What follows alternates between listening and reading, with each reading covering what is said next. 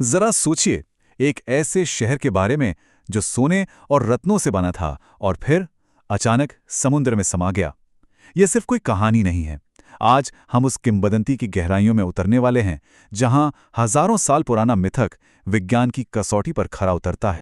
बात है साल 1983 की। गुजरात के पास अरब सागर में भारतीय पुरातत्वविदों की एक टीम समुद्र की अशांत लहरों का सामना कर रही थी।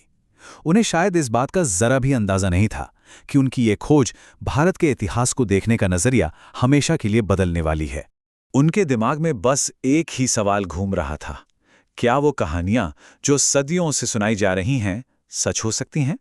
क्या सच में लहरों के नीचे एक पूरा का पूरा शहर दफन हो सकता है? तो चलिए उस ऐतिहासिक पल में लौटते हैं।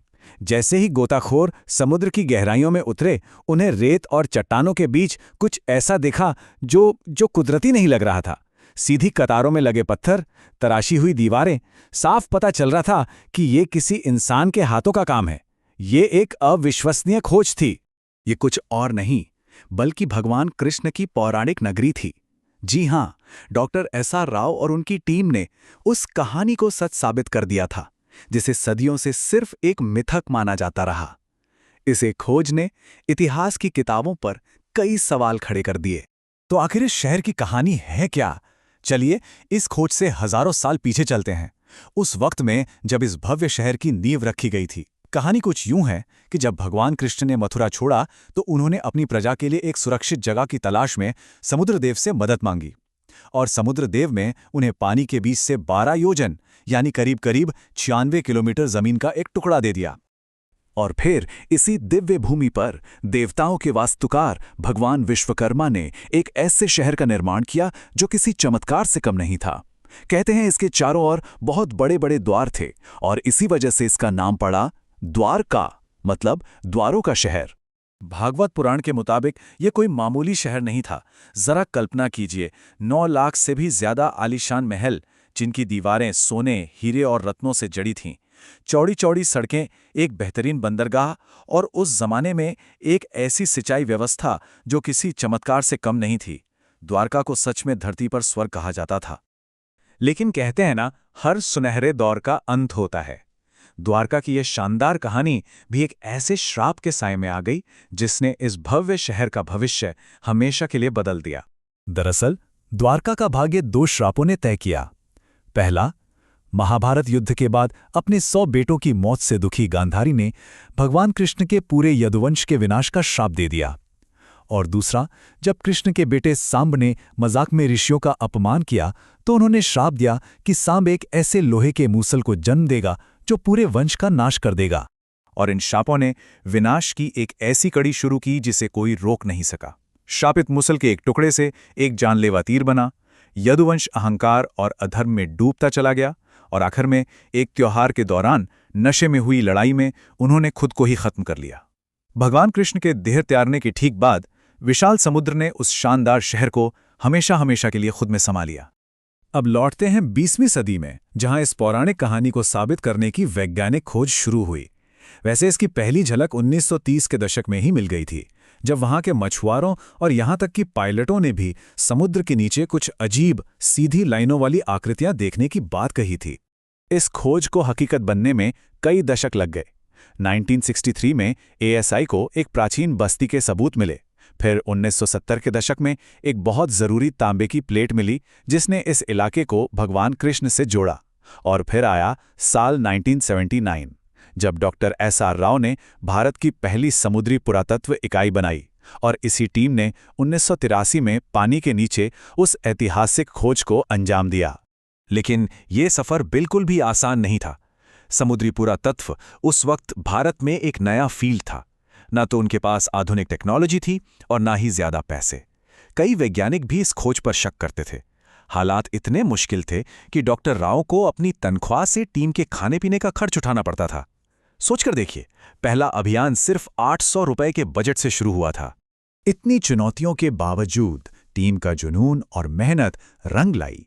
उन्होंने समुद्र के नीचे जो कुछ खोज निकाला उसने हर किसी को हैरान कर दिया। तो चलिए देखते हैं कि समुद्र की गहराइयों से कौन से ठोस सबूत मिले। गोताखोरों को समुद्र में लगभग 30 मीटर नीचे 560 मीटर लंबी एक विशाल पत्थर की दीवार मिली। इसके अलावा 30 से ज्यादा बड़े बड़े पत्थर के खंभे, बंदरगाह के बचे खुचे हिस्से और सबसे खास चीज 3 छेद वाले पत्थर के लंगर। ये लंगर उस समय की बेहतरीन समुद्री तकनीक का सबूत थे। ये बताते हैं कि ये एक बहुत बड़ा अंतर्राष्ट्रीय बंदरगाह रहा होगा, बिल्कुल वैसा ही जैसा हमारे प्राचीन ग्रंथों में लिखा है। फिर 21वीं सदी में इस खोज को नई टेक्नोलॉजी का साथ मिला। साल 2001 में एडवांस्ड सोनार तकनीक से समुद्र की सतह का एक डिजिटल मैप तैयार किया गया। इससे पहली बार इन डूबे हुए खंडहरों की एक साफ और पूरी तस्वीर दुनिया के सामने आई। शहर की बनावट को समझना अब मुमकिन हो पाया था। लेकिन जो सबसे ज्यादा हैरान कर देने वाला खुलासा हुआ, वो तब हुआ जब इन चीजों की कार्बन डेटिंग की गई। एक चीज 9000 साल पुरानी निकली। यह हड़प्पा और मेसोपोटामिया जैसी महान सभ्यताओं से भी हजारों साल पहले की बात है। इस एक खोज ने भारतीय सभ्यता कितनी पुरानी है, इस पर हमारी पूरी समझ को ही चुनौती दे दी। तो यहां सबसे बड़ा सवाल खड़ा होता है, आखिर ये आलीशान शहर डूबा कैसे? क्या ये सिर्फ एक श्राप का असर था या इसके पीछे कोई वैज्ञानिक वजह भी थी? और दिलचस्प बात यह है कि यहीं पर पौराणिक कथा और विज्ञान एक दूसरे से मिलते नजर आते हैं। देखिए, पौराणिक ग्रंथों के अनुसार इसका कारण था एक दिव्य श्राप और द्वापर युग का अंत। वहीं मॉडर्न साइंस एक बहुत बड़ी प्राकृतिक आपदा की ओर इशारा करता है। वो है आखिरी हिमयुग के खत्म होने के बाद दुनिया भर में समुद्र के पानी का स्तर बढ़ना। वैज्ञानिक डेटा भी इस बात की पुष्टि करता है। आज से लगभग 9000 से 7000 साल पहले ग्लेशियरों के पिघलने से दुनिया भर में समुद्र का स्तर बहुत तेजी से बढ़ा था। ये एक ग्लोबल घटना थी जो द्वारका जैसे किसी भी तटीय शहर के डूबने का एक मजबूत वैज्ञानिक कारण देती है।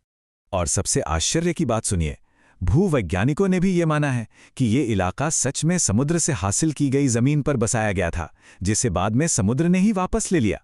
ये बात महाभारत के वर्णन से पूरी तरह मेल खाती है, जहां कहा गया है कि समुद्रदेव ने जमीन दी और बाद में उसे वापस ले लिया।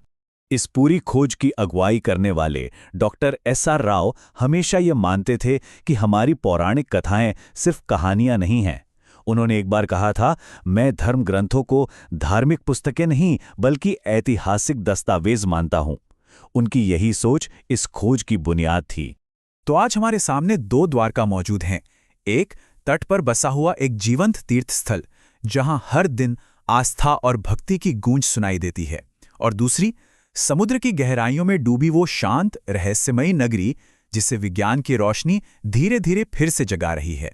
द्वारका की कहानी हमें ये याद दिलाती है कि कभी-कभी आस्था और विज्ञान एक ही सच तक पहुंचने के 2 अलग-अलग रास्ते हो सकते हैं। जैसा कि कहा जाता है, कुछ कहानियां खत्म नहीं होती, वे सिर्फ फिर से जगाए जाने का इंतजार करती हैं, और द्वारका की कहानी भी उन्हीं में से एक है। जय द्वारकाधीश।